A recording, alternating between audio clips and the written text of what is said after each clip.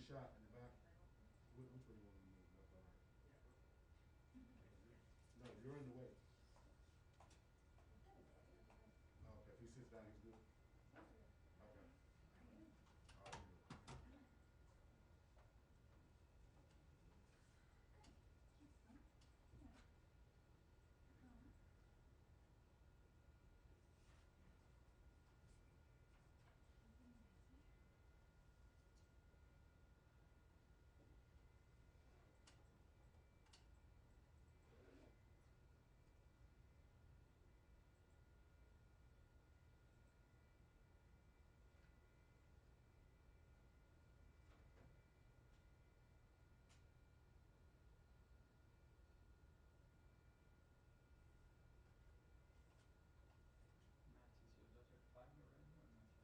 Yeah, she will be in 27 days.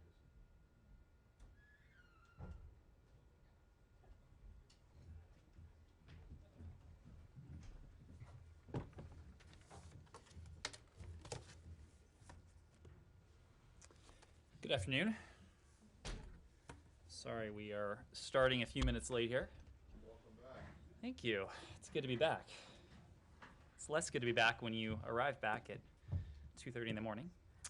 But here we are. A couple things at the top, and then happy to take your questions.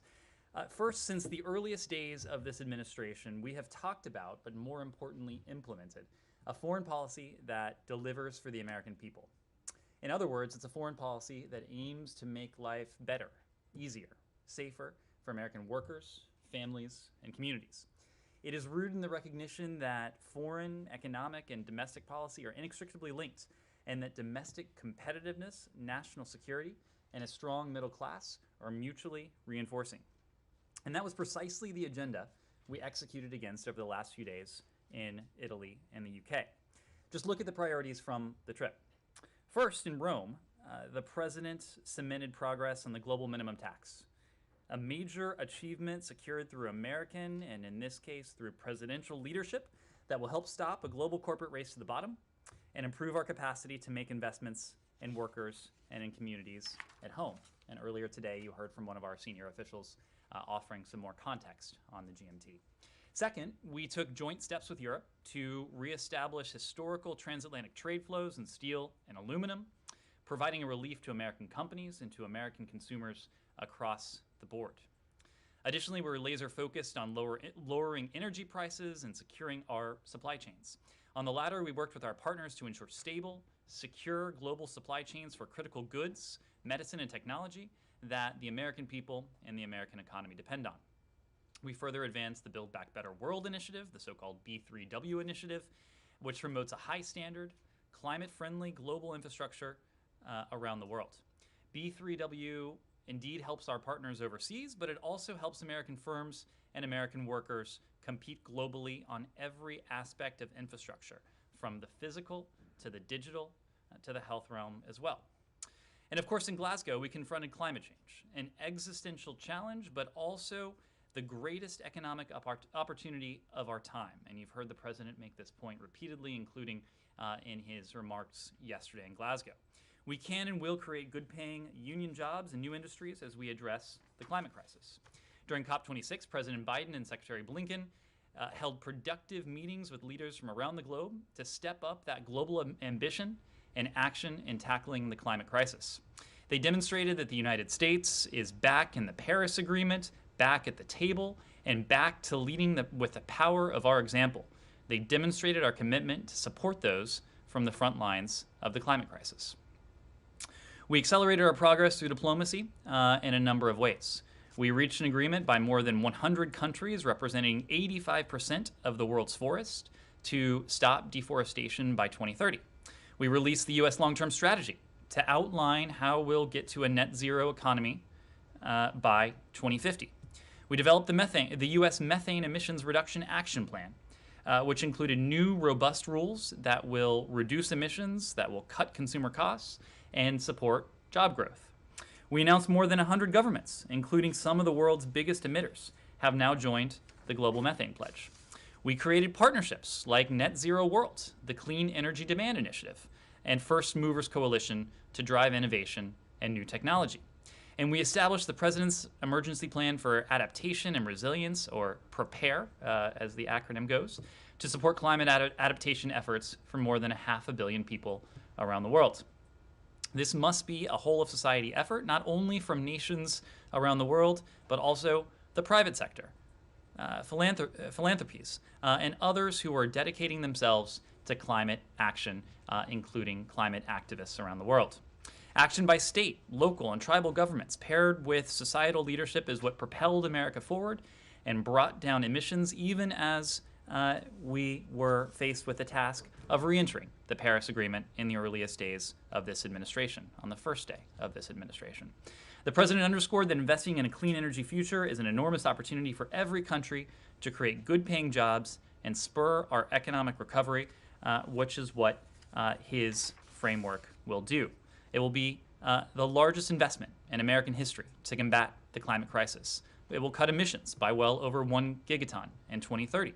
It will save consumers money on their energy bills, provide tax credits to install solar panels and weatherize homes, leverage manufacturing credits to ensure U.S. energy is clean and competitive, and accelerate our shift to electric vehicles and school buses. This is about jobs. It's about competitiveness versus complacency, as you heard from the president yesterday from Glasgow. This is about making the world a safer, cleaner, healthier place for children all around the world. It's in the interest of every single nation to act and to make a generational investment in our climate resilience and in our workers and communities. That is precisely what the United States is doing and what we will continue to do.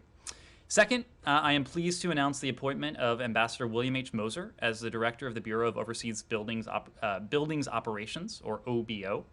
This appointment underscores the importance placed on the mission and the work of OBO to build and operate secure, sustainable, technologically innovative, and resilient diplomatic platforms that are produced by the best in American architecture, construction, and facility management. Ambassador Moser is a familiar face around OBO as he served as OBO's Principal Deputy Director from 2015 to 2017 and Acting Director from 2017 to 2018.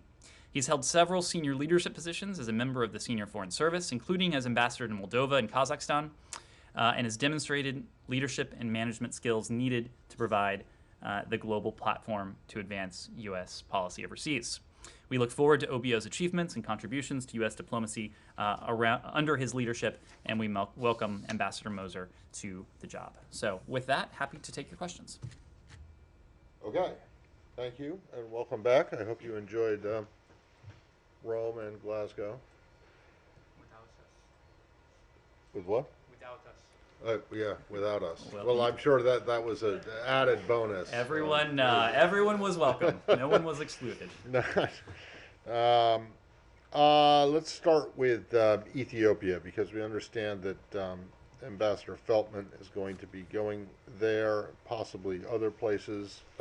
So if I could kind of combine this with Sudan, because they happen to be next to each other and they're both in his portfolio. What's he going to be doing in Ethiopia? Is he going to Sudan? You just put out this joint statement with the Brits, with the Saudis and the Emiratis. What do you expect out of that, if anything, from the other, mainly the Saudis and the Emiratis, from the others who are on that? And is he going anywhere else?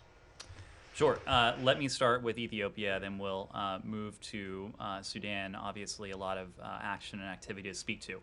When it comes to Ethiopia, let me make the point that we are gravely concerned by the escalating violence, by the expansion of the fighting that we've seen in northern Ethiopia and in regions throughout the country. We are concerned with the growing risk to the unity and the integrity of the Ethiopian state. The safety of U.S. citizens, U.S. government personnel, their dependents, and the security of our facility remains among our highest priorities. And we note the nationwide state of emergency declared by Ethiopia's Council of Ministers, and we urge all parties to use restraint, end hostilities, and ensure civilians and their rights are respected. As the Secretary said just a couple days ago, we have been alarmed by reports of the TPLF takeover of Dessie and Kambolcha. Continued fighting only prolongs the humanitarian crisis that is afflicting far too many people in Ethiopia today. All parties must stop military operations and begin ceasefire negotiations without preconditions.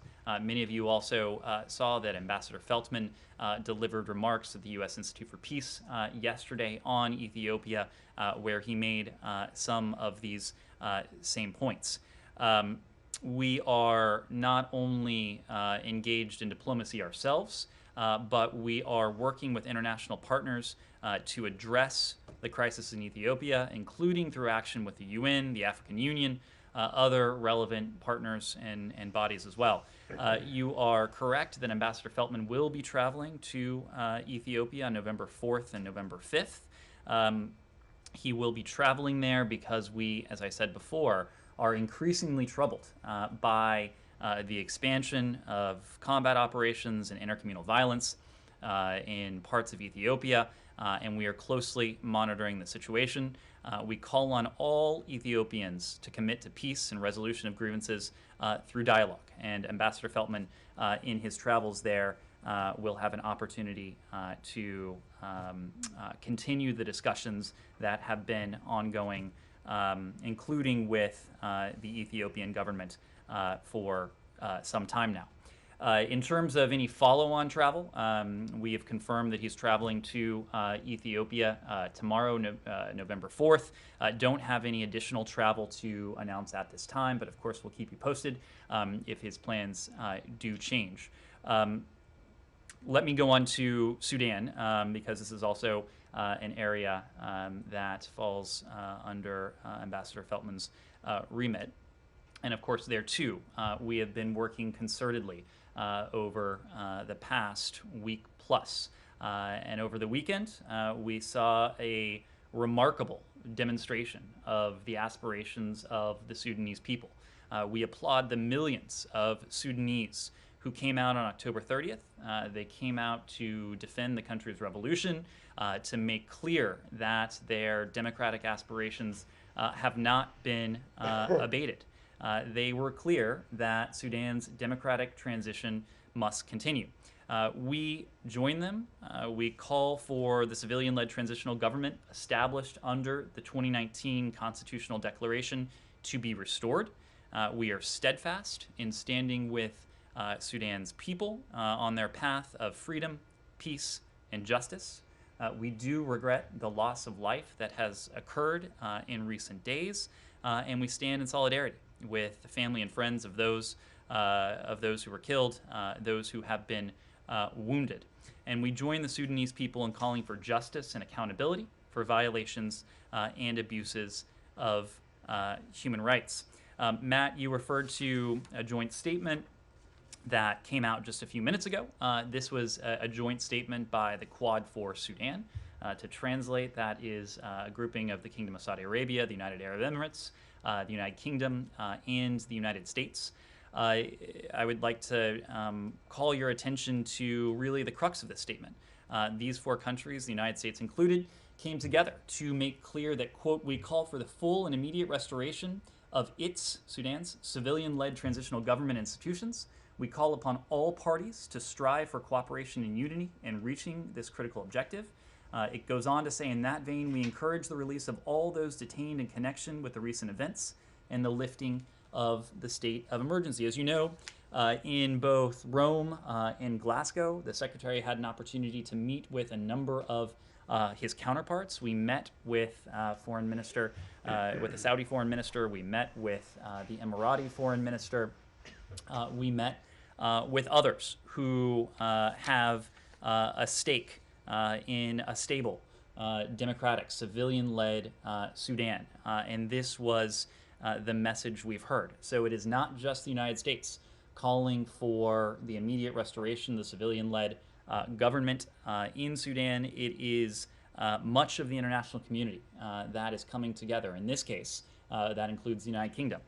But it includes some of Sudan's regional neighbors and partners, Saudi Arabia and the United Arab Emirates.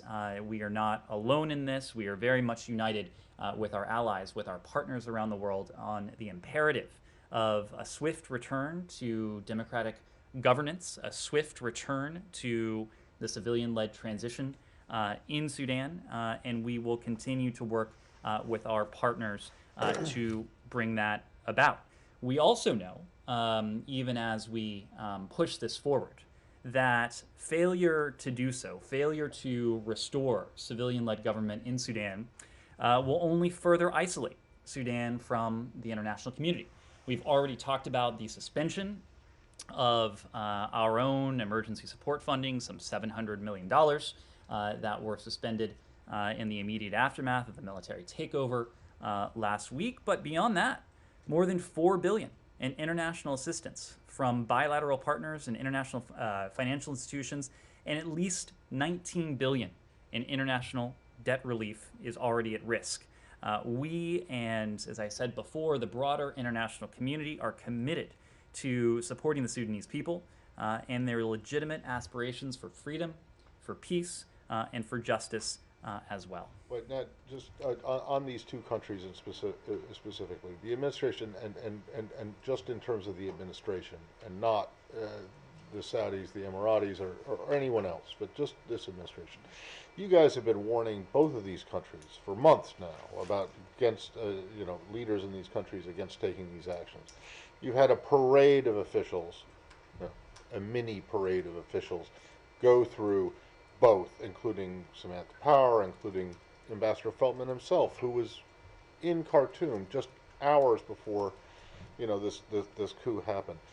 You have that now suspended $700 million in assistance to Sudan. You have kicked AGOA, or are about to kick Ethiopia out of the African Growth and Opportunity Act, and they don't seem to be listening. Do you have any concern that your message is not being heeded, or that you're being ignored? Matt, obviously, I don't want to group Sudan and Ethiopia and treat them as one and the same. These are very distinct cases. I don't want you to treat them as the same, but they happen to be right next to each other, and they happen to be the Horn of Africa, which is the portfolio of Ambassador Feltman. Well, and it's precisely why Ambassador Feltman was in Sudan in the first place. He has been a frequent visitor to Sudan in recent weeks to work on a number of issues, including the GERD, but also our concern for the viability of the civilian-led transitional government, given some of the indications that the international community had seen in the weeks and the days preceding the military takeover, that something was afoot there. So again, I don't want you to confuse. I don't want you to think this relationship is causal. He was there because I'm not because blaming the it world. on him. I'm wondering. No, I'm not saying it's your fault or his fault or whoever. I'm just asking you if you are concerned that the message that you have been delivering to both of these countries over the course of the last several months hasn't been listened to. These are difficult challenges. These are difficult challenges. Again, to take each separately, because these are separate challenges. In Sudan, the pace of the democratic transition has been a source of frustration for some. The fact that Ambassador Feltman has been such a regular visitor there, had been such a regular visitor, is indicative of some of the challenges that the international community recognized the civilian-led transitional government was encountering.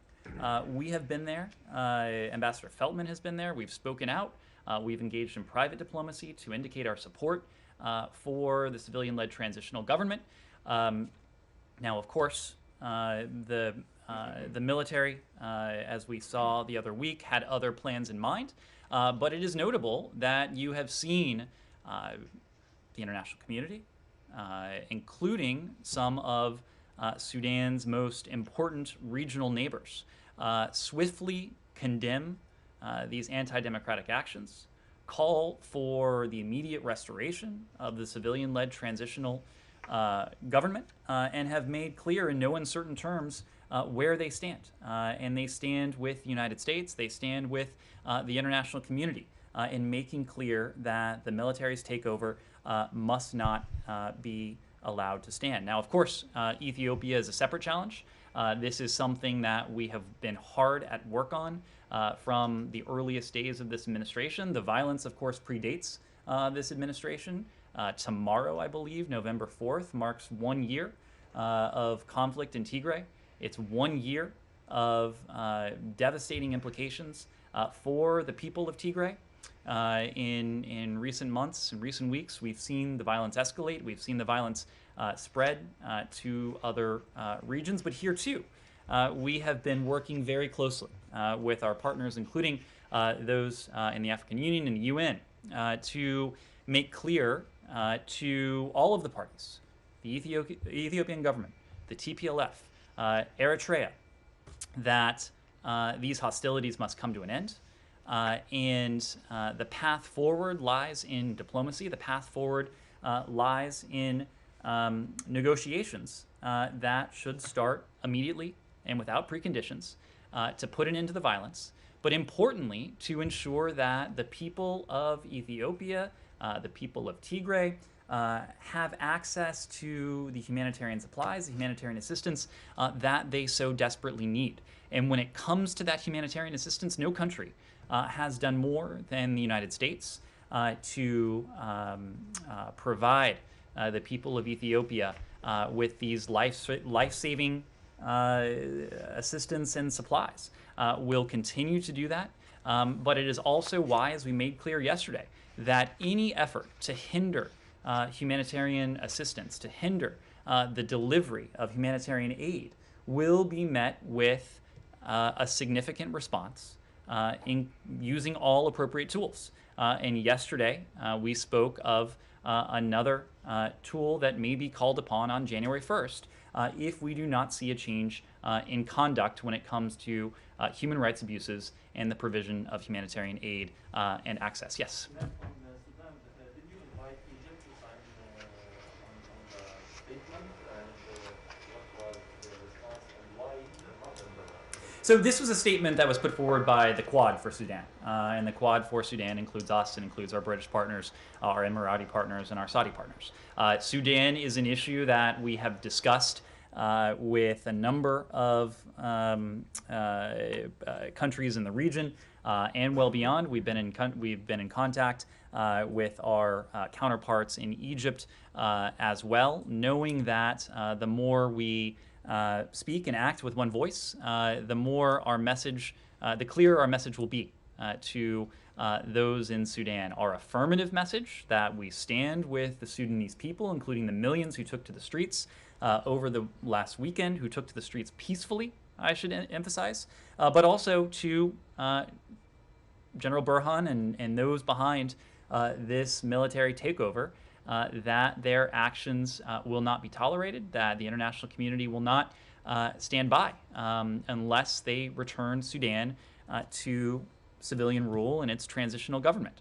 The military does not have the ability to select Sudan's civilian leaders. That is very clear. The 2019 transitional constitution is very clear on that front, and that's what we'll continue to stand by. But why Egypt didn't sign on this statement? You'll have to ask the Egyptians. You'll have to ask the Egyptians for for their position on this. What I can tell you is this was put forward by the Quad for Sudan. The Quad for Sudan includes us, and includes our British partners, our Emirati partners, and our Saudi partners. There are a number of countries who around the world who are in complete and total agreement with the United States and with these countries, with other countries, that the military's takeover is unacceptable and that it must be immediately reversed. Again, this was a statement by the Quad for Sudan. You have heard other countries speak out. You've heard other countries make that message very clear. But I'm not here to speak for other countries. I'm here to speak for the United States. Yes, Francesca. Has there been any direct engagement from the administration, Ambassador Feltman, or anyone else with the militaries, with General Burhan in the last days? And Do you sense that there is some path, some openness to going back to the status quo ante from the military right now? Do you have some openness? Do you see some Well, openness? so I will say that there has been engagement from individuals in this building. Of course, we read out Secretary Blinken's discussion with Prime Minister Hamdok.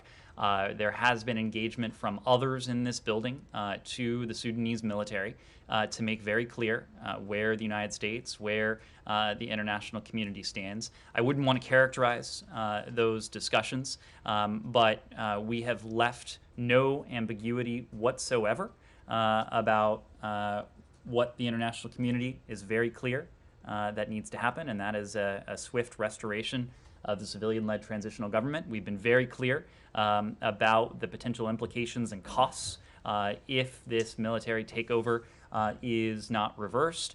We have already taken action to that end in terms of suspending the $700 million in bilateral assistance. And as I said before, there are billions upon billions at stake in terms of debt relief, in terms of financing from international lending institutions, if the Sudanese military is unwilling to relent. But this is something that we are working at day in, day out with with Sudanese interlocutors, but also with partners in the region and well beyond. Saeed. Follow up on Francisco's point. Could you explain to us the Israeli role with the Sudanese? Because there was a delegation that visited with General Burhan, and so on. And today, just now, as a matter of fact, an Israeli website, Walla, claims that you guys have asked Israel to help, in sort of reverse the coup. Have you done that? Are you in touch with the Israelis to basically, convince the Sudanese that they should, backtrack, or Burhan should backtrack? We have been in touch at very senior levels with very senior interlocutors throughout the region and beyond, and that includes with Israel. That includes with Israel. But again, I'm going to leave those diplomatic discussions in diplomatic channels. But we have discussed this with virtually everyone with a stake in democratic, stable, peaceful Sudan. And that is just about everyone in the region and many countries well beyond the region. Simon. I wanted just to drill down specifically on, there's talk of Prime Minister Hamdok being restored to his position. Is that sufficient for the international acceptance that you were kind of talking about? And you mentioned the protesters in Sudan on Saturday. A lot of those people out on the streets, they're, rather than calling for the status quo ante, they're actually saying, these coup leaders have breached the trust of this transition, and the military should fully withdraw from Sudanese politics. Is that a realistic aim? And would it be sufficient just to return to where things were before? What we are calling for, and what you've seen our partners call for, including in the context of the Quad statement that came out today, is a restoration of the 2019 constitutional declaration. And what that established was a civilian-led government, a civilian-led government that worked in partnership with the Sudanese military. I'm not going to offer a roadmap from here about what that restoration might look like in practice. What we are focused on is a restoration of that underlying framework, the 2019 constitutional declaration. That, in turn, will dictate what is and what is not acceptable because it is a document that is Sudanese in origin, and it has been endorsed and has been the blueprint for the past several years. And that's what we continue to stand by. That's what the Sudanese people continue to stand by, including with the massive demonstrations, peaceful demonstrations, that we saw in Sudan over the weekend. Anything else on Sudan? Yes, Abby? On Ethiopia. On Ethiopia, Sudan, anything? Sure, Nazir. Afghanistan, we'll come back to that. Great. Ethiopia. Given the escalating levels of violence in Ethiopia, is there any change to the status of the U.S. Embassy or any consideration of authorized departure? So, as I've said, the safety, security of American citizens in Ethiopia is among our highest priorities. We are always looking at the security situation to determine what is appropriate given the conditions on the ground. Our embassy in Addis remains open. It remains operational. As you may know, on November 3rd, today, we did update the travel advisory for Ethiopia to level 4. What that means is we are advising U.S. citizens do not travel to Ethiopia. We are recommending that U.S. citizens in Ethiopia consider departing now using commercial options that remain available. We understand that commercial activity continues, commercial air traffic continues in and out of Addis. Those options remain available, and we are urging American citizens to look into those options. On November 2nd, yesterday, we released a security alert to U.S. citizens advising them that U.S. Embassy personnel are currently restricted from traveling outside the city limits of Addis Ababa. The security alert also strongly suggests that U.S. citizens seriously reconsider travel to Ethiopia, and those who are in Ethiopia consider making preparations to leave. So, of course, the security situation has evolved even over the past 24 hours, and today we did issue that level 4 travel advisory urging Americans to depart the country now using commercial options. Beyond the messaging that our embassy in Addis is putting forward, we are also reaching out to the diaspora community here in the United States and around the world to ensure wide distribution of these messages when it comes to U.S. citizens who may be in Ethiopia. We will continue to provide the latest and the best information we have to the American citizen community in Ethiopia going forward. Sure, Ethiopia? Wait, hold on a second. Didn't you guys go to authorized departure for families and non-essential and non-emergency personnel last week? Like on Wednesday? We'll double check, but obviously we do make these public. I don't believe that's out there, but we did issue a level 4 travel advisory today. Yes, I want to just ask. You mentioned the United Nations and African Union. What do you think they could do to help the crisis in Ethiopia? Would the U.S. support a Security Council meeting on Ethiopia, or is the U.S. supporting one? And or what can neighboring countries do? You mentioned Eritrea. Are there others? What would you have those organizations do? Well, when it comes to Eritrea and the role that Eritrean forces have been playing in Ethiopia, we've been very clear for some time about the urgent need for Eritrean forces to withdraw from Ethiopia. They have been contributing to the violence, contributing to the instability, contributing to the increasing humanitarian emergency that has afflicted far too many Ethiopians in Tigray and in regions beyond Tigray at this point.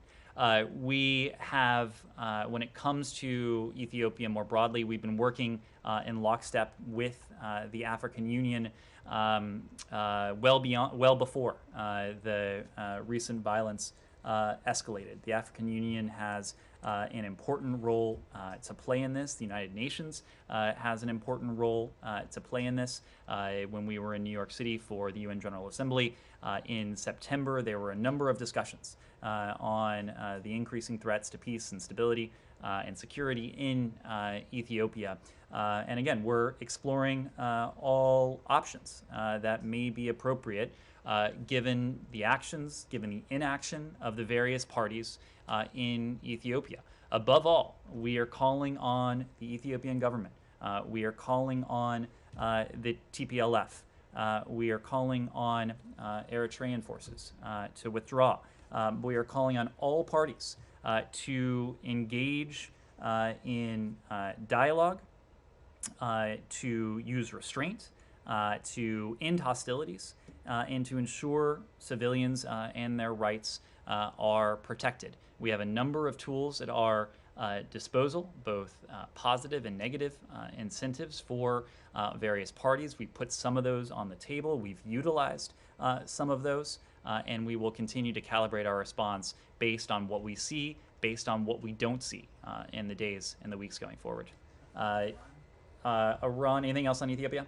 Iran? And Iran just announced that the negotiations in Vienna will resume on November 29. Can you confirm that you will be there, not directly, but indirectly to be part of those negotiations? Well, we understand that the European External Action Service, of course, has been coordinating with the Iranians on their stated intent to resume negotiations before the end of this month.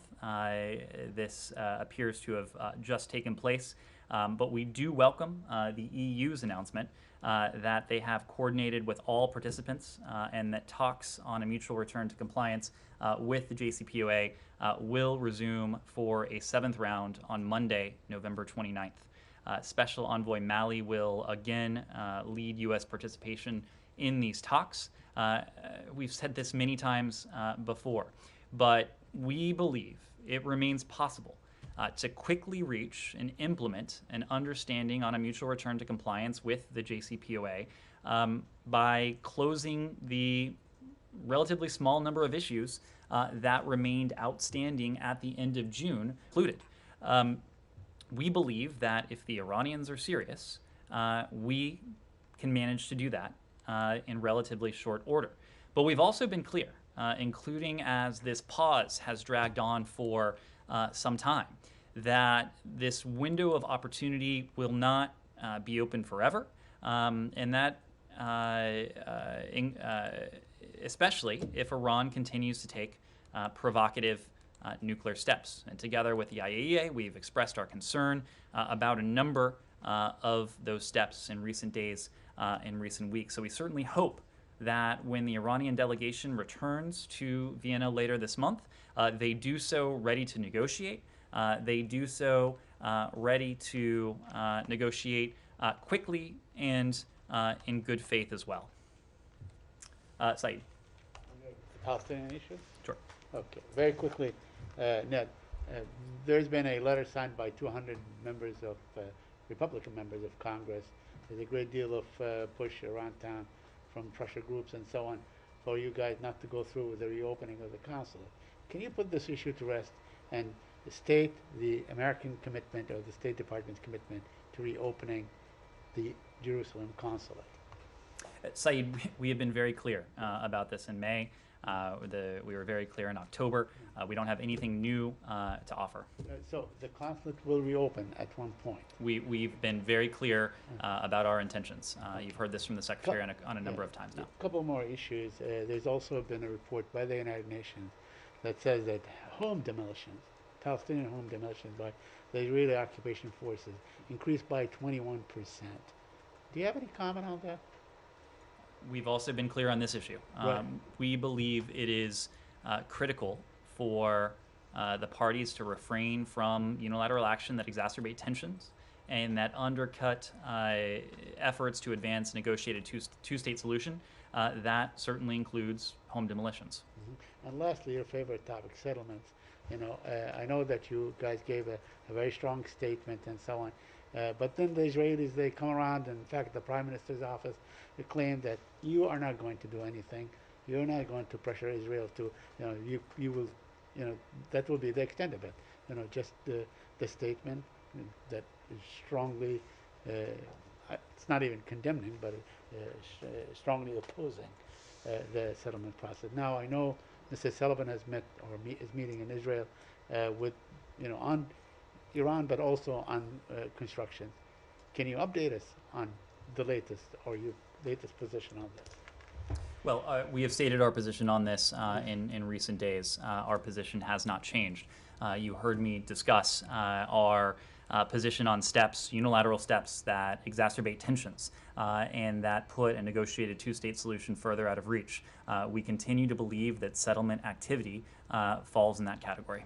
Hold on, can we just, last week, there was I realize you weren't here, but there was a delegation, or at least one guy from Israel who came to explain or to give you further explanation about the designations of the six Palestinian NGOs as terrorist organizations. Other than saying that you met with him and you received his information, can you say if you've gone over it and what you make of the information that he presented and whether you agree with the designations?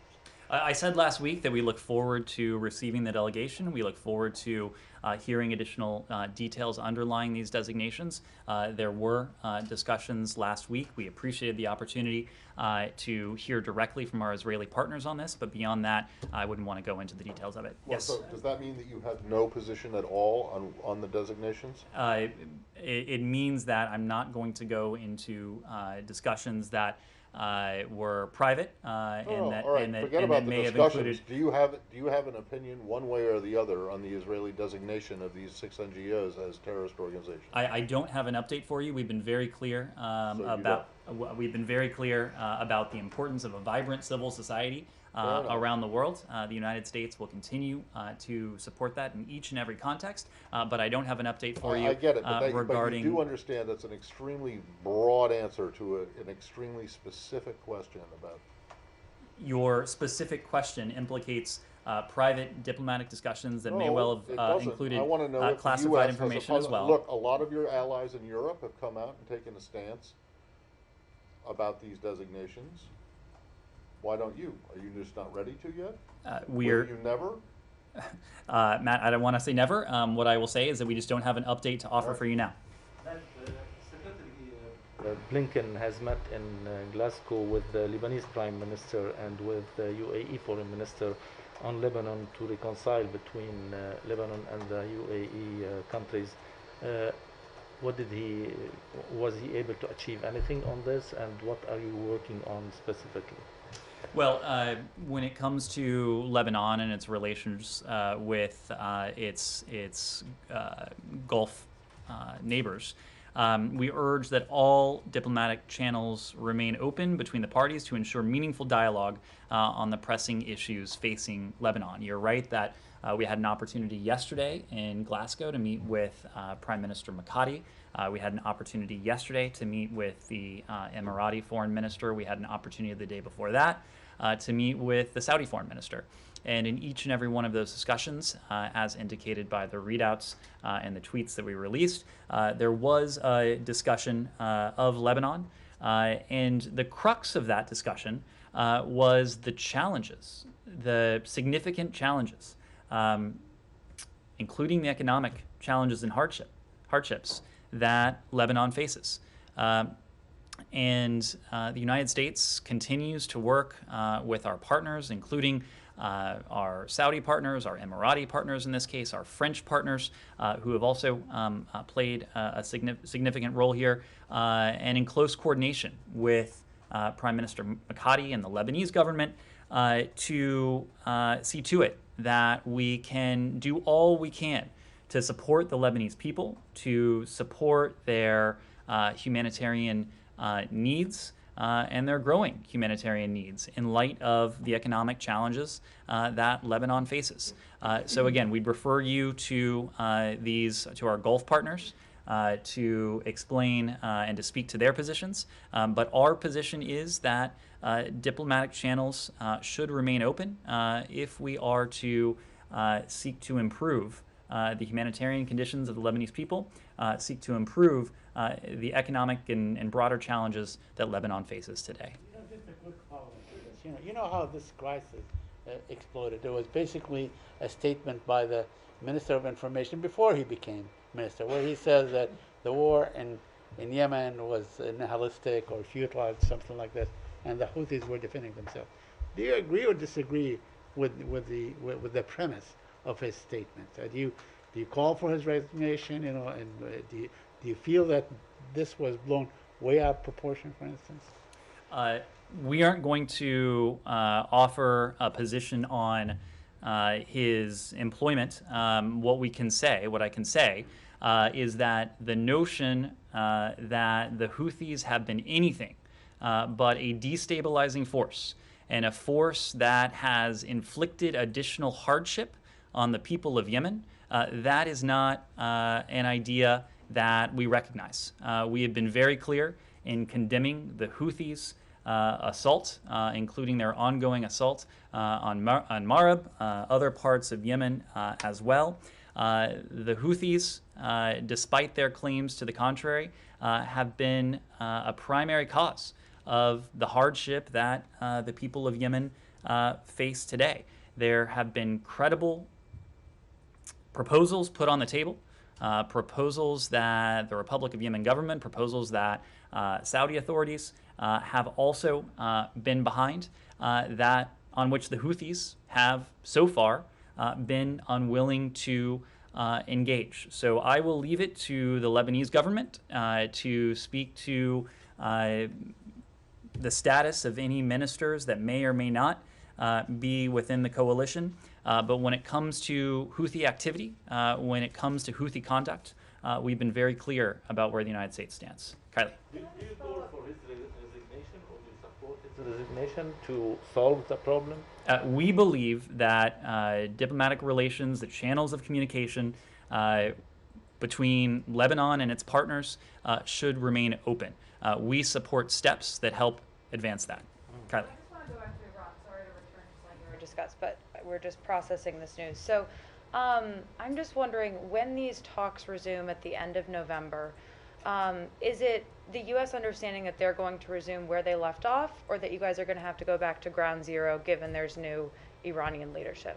We've been very clear that the talks, if they are to succeed, if we are to close the remaining areas of disagreement, they should start precisely where the sixth round of talks left off.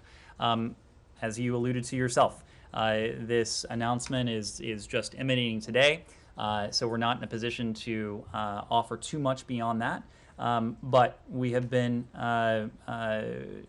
unambiguous when it comes to our position that there was tremendous progress achieved in rounds 1 through 6 of these talks in Vienna. It would be neither productive nor wise to take up from any other position from where we left off in June at the conclusion of the 6th round. And just one more question on that. So I know you guys have said there's no exact timeline for when parties can no longer return to the deal or it'll be useless. But Rob Malley said, I think earlier or last month, that there's no chronological clock, it's a technological clock at some time. So how far do the Iranians have to go technically for the deal to no longer be useful in the eyes of the U.S.? What we don't want to do is to provide the Iranians or anyone else with a blueprint as to how they may push the envelope. We've been quite clear. Rob Malley has made this quite clear. Secretary Blinken has made this clear. The president has made this clear. We still believe there is a window in which we can achieve a mutual return to compliance with the Joint Comprehensive Plan of Action. We still believe that's viable. We still believe that is in our national interest, precisely because it would once again impose permanent and verifiable limits on Iran's nuclear program, and it would foreclose Iran's ability to ever acquire a nuclear weapon. But we've also made the point that at some point, the advancements Iran has made, the know-how that Iran has garnered throughout this process will make a return to the JCPOA as it was written and finalized in 2015 and implemented in 2016, not worth it as a proposition for the United States and our partners. We are not there yet. Rob has made the point, as you pointed out, that these are assessments based on our understanding of a number of factors. Our understanding of what the Iranians have been doing in the interim, our understanding of what the so-called breakout time may be, that is to say the time it would take Iran to produce the fissile material needed for a nuclear weapon if they chose to pursue one. We are continuing with our partners in the P5+1, with our allies and partners in the Middle East and beyond, to compare notes on Iran's status, on Iran's progress, and we will make a determination based on what is in our national interests and what's in the national security interests of our allies and partners. And this meeting is going to happen just 4 or 5 days after the Board of Governors, the BOG meeting at the IAEA. There had been a push ahead of today's announcement to get the Board of the Governors to actually censure Iran, or to bring a resolution of, if not condemnation, of pretty much extreme disapproval for their activities that have been going on outside of the deal and in violation of other commitments that they've made to the IAEA. Is that something you guys are prepared to forego now? Will you seek to censure them at the Board of Governors before the indirect talks begin in Vienna? So I don't want to get ahead of the Board of Governors. What I can say is that we have full confidence in the IAEA. We have full confidence in Director General Grossi of the IAEA. Yeah, but this doesn't have to do with the actual IAEA. This has to do with the Board of Governors, which is something that you're on, even though you're no longer in the deal. It's something that and if you ask the Director General, as you do, I know, he says, this isn't up to me. This is up to the members. So it is up to the members to decide whether they're going to bring a resolution to censure Iran. And this meeting is going to happen on, I think, on the 24th or the 25th, which is 4 or 5 days before now we understand the Vienna talks are going to begin. So is the U.S. interested in pursuing a resolution of condemnation or censure ahead of the resumption? I was speaking to our full faith and confidence in the IAEA because they too, as you know, have produced reports on Iran's activities in recent months. We've expressed our concern at those reports. We've made clear that Iran's continued nuclear escalations are unconstructive, that they are inconsistent with the stated goal that Iran has put forward of seeking to return to mutual compliance with the JCPOA. We've also been very clear that Iran's nuclear provocations and escalations won't provide Iran with any additional negotiating leverage when talks resume. But as you know, the Board of Governors is set to meet. I don't want to get ahead of the Board of Governors, but we've made very clear where we stand on those escalations and our concern with them. Nazira. Thank you very much, Ned. It's a good opportunity. I have a few questions, but maybe short answer. Number one, do you have any update toward Taliban government? And the second question, what is the status of the Afghan embassy in Washington, D.C.? And the third question, the passport agency in Kabul issuing passport, are these recognized by the United States? Sorry. And the last question, the P2 are SIV visa. Some people still in Afghanistan left behind. They try to leave Afghanistan, but they have difficulty. Number two, the P2 visa, how long is going to take? Did the State Department started the processing? Because some people, they went to the third country, but still they have a lot of difficulty. Thank you for those. So let me see if I can address all of them.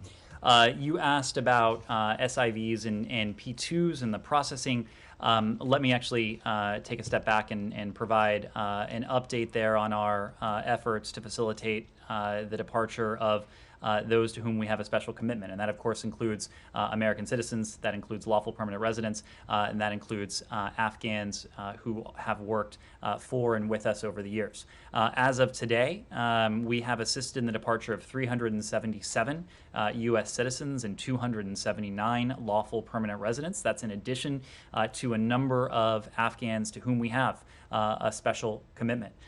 There have been two additional flights, 2 flights yesterday. Again, our goal is to routinize these operations so that those who wish to leave Afghanistan have additional options to do so. The United States will continue to directly support the efforts of American citizens, of lawful permanent residents, of Afghans to whom we have a special commitment to do that again if they so choose. That gets us to your question regarding the production of passports. We welcome the production and provision of travel documents. We know that travel documents are an important, in many cases, a prerequisite to travel, including across borders. We know this is important for, we've heard from the Taliban, that's important that people be documented. We know from our partners in the region as well the priority they place on ensuring that those who transit through their countries have appropriate travel documents, and that is why we do welcome the production of passports. We are continuing to process SIV applicants, special immigrant visa applicants, at all stages of the application process. When it comes to SIV holders, those who have completed the process, we have been able to work with a number of them to facilitate their departure from Afghanistan if they have chosen to do so. But again, for everyone at every single stage of the process, we are continuing to support them. And for those who are beyond a certain stage in the process, we are looking at processing alternatives, knowing that we are no longer able to provide consular access and consular support on the ground in Kabul, although we do have a team on the ground in Doha where we are working many of these issues as well. When it comes to the Afghan government, we've been watching very closely their conduct because the point we've always made it is that it is not a question of what we hear from them, it is a question of what we see them do. And this goes back to some of the very issues we were speaking to before. The United States, but also our allies and our partners around the world have set forth a series of expectations that we need to see from the Taliban, that we would need to see from any future Afghan government. And among those expectations are freedom of movement and safe passage for those who do wish to leave Afghanistan, to go back to your question, but also the protection of human rights, including for women and girls, ethnic minorities, and others in Afghanistan. The facilitation of humanitarian aid, humanitarian access, not standing in the way of the much needed supplies and assistance for the people of Afghanistan. And on that score, the United States, as you may know, just a couple days ago announced an additional $174 million in humanitarian assistance, bringing our total humanitarian assistance in 2021 to some $474 million, as I recall, some $4.2 billion since 2001. So we will continue to watch very closely as the Taliban does or does not live up to its commitments. And we've also been very clear that we want to see a future government in Afghanistan that is inclusive, that represents the will of the people of Afghanistan, and again, that importantly upholds the rights of all of Afghanistan's citizens. Missy. Afghan embassy, the last one. It's the status of the Afghan embassy in Washington. I don't believe there's been any change to that status. Missy. Thank you. Ned, I'd like to ask you about the NSO group, the entity designation.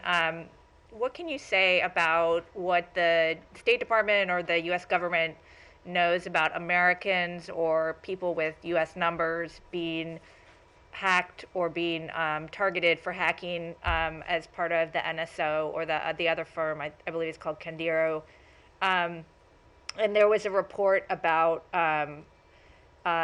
a report from Israel saying that the Biden administration gave the Israeli government only an hour advance notice of this designation.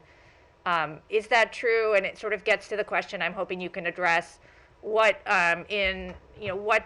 what can you say about the Israeli government's knowledge of the activities that NSO was conducting, including against people who the United States has advocated for in terms of political activists and human rights defenders and all of that? Thank you. Sure. So broadly speaking, let me just level set and make sure everyone is following the issue you referred to. This is that today the U.S. government added four foreign companies, I should say, to the Department of Commerce's entity list for engaging in activities contrary to the national security or foreign policy interests of the United States. This follows an October 2021 interim final rule published by the Department of Commerce establishing controls of certain items that can be used for malicious cyber activities. The four entities are located in Israel, Russia, and Singapore. When it comes to the two companies that you mentioned, the NSO Group and Kandiru, they were added to the entity list because investigative information has shown that these companies developed and supplied spyware to foreign governments that used tools to maliciously target government officials, journalists, business people, activists, academics, and embassy workers. NSO Group developed and supplied this tool, so Pegasus, as it's known, to governments that used it to maliciously target government officials, journalists, business people, activists, academics, and embassy personnel. It's important to note that we are not taking actions against any countries in which the four entities are located or the governments themselves. This is about the conduct of these private companies. When it comes to the notifications that were involved in this action, look, I don't want to speak to or discuss private diplomatic conversations other than to note that, as is the case with all announcements of this kind, partner governments are notified in advance, and that was the case here. Okay, the first question was, can you say whether or not the U.S. government has knowledge that Americans, including allegedly Rob Malley, were targeted by NSO? I think you would understand why we just wouldn't entertain that question from here. But as I said before, investigative information had led the U.S. government to conclude that these private entities should be listed under the Department of Commerce entity list, and we did confirm and announce that today. What punitive measures are we likely to see against Israel? Will there be any punitive measures? So there are punitive measures against these companies, and the inclusion of these companies on the entity list is itself a powerful tool. The entity list is used by the Department of Commerce's Bureau of Industry and Security to restrict the export, re-export, and in-country transfer of items subject to the Export Administration regulations to persons, and that includes to individuals, to organizations, to companies reasonably believed to be involved, have been involved, or pose a significant risk to being or becoming involved in activities contrary to the national security or foreign policy interests of the United States. So it does impose additional restrictions on these entities, yes. Just to follow up, you say that this is not, obviously it's not imposed on a country, but NSO Group has export licenses granted by the Israeli military. You've got a really close ally that has granted licenses to this company. Do you expect them to take action in response to the investigative findings that you've got here, and have you shared those with Israel or the Israeli military? Well, look, Israel, of course, is a steadfast friend, steadfast partner. In that vein, we have raised this conduct of these companies with the government of Israel, and we look forward to further discussions with the government of Israel about ensuring that these companies' products are not used to target human rights defenders, journalists, and others who should be protected. But if you ask Russia to take action against entities in their country that are carrying out ransomware and cyber attacks on the U.S., why wouldn't you ask Israel to do the same thing?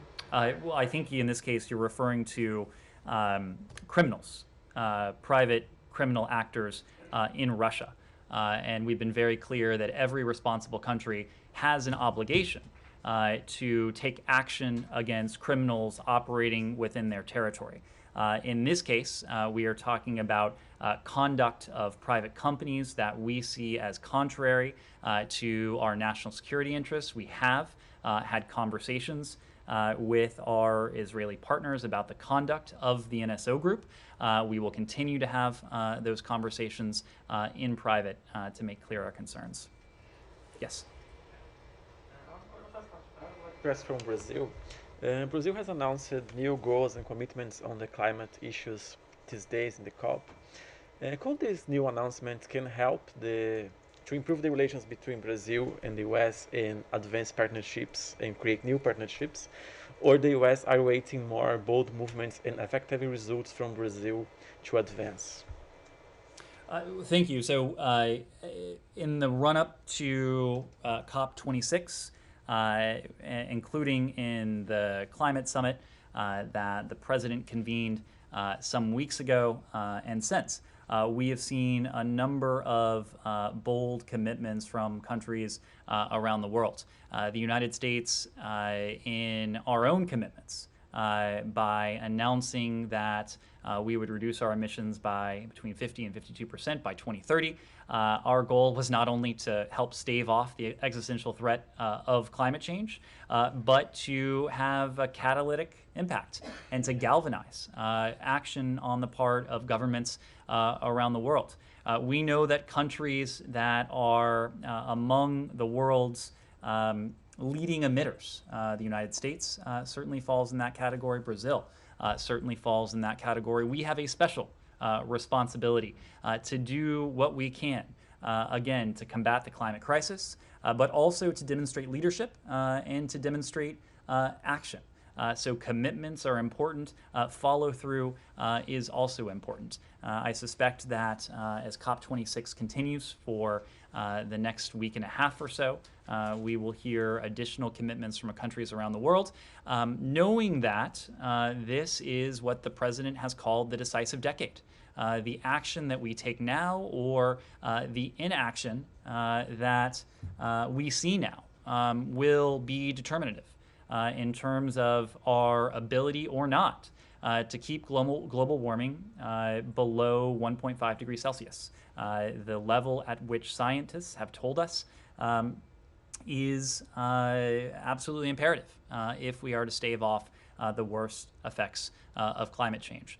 So we welcome announcements from countries around the world. We continue to urge our partners to raise their climate ambition, knowing that only by doing so will we be able to make good on the commitments that were put forward in Paris some years ago now, but even more importantly, to stave off the worst effects of climate change, knowing that this is the decisive decade.